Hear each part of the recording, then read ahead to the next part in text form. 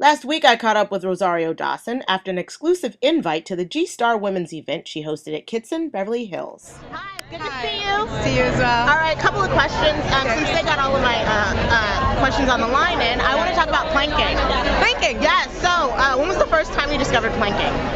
It was about maybe a month ago now.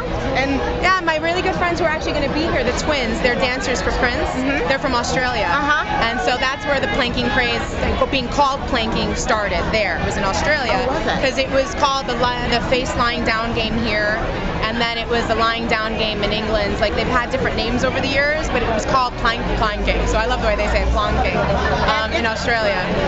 Okay, and which three roles do you think have defined your career the most?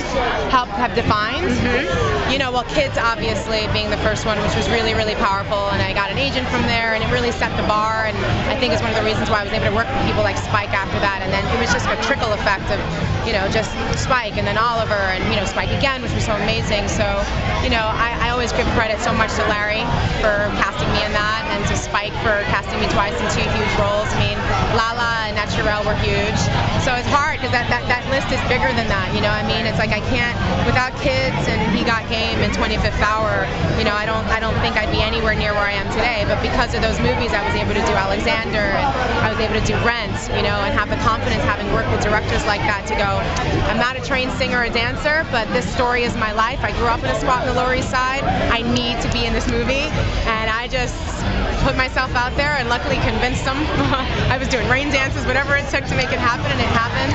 So Rent is so huge, you know, and now we're going into a whole other phase. You know, I'm so excited about Unstoppable. 7 Pounds was gorgeous. That script that you know, you hope for. It doesn't necessarily ever exist. Maybe you'll never get that script on your desk ever in your career, and it landed on my desk, and I was able to fight for it, and I fell in love with Emily and that whole process, and I think that's taking me on a whole other trajectory. So I feel really excited. You know, you get into the conversations in Hollywood about, you know, I've been here doing 17 years, it's the only job I've ever had. Wow. You know, and you start telling people that, and they're like, wait, how old are you? And it's like, I'm not ashamed. Like, I'm excited that that's my job, lets me tell stories. I couldn't tell Emily when I was 15, you know, and kids is not something I ever would have been cast in now.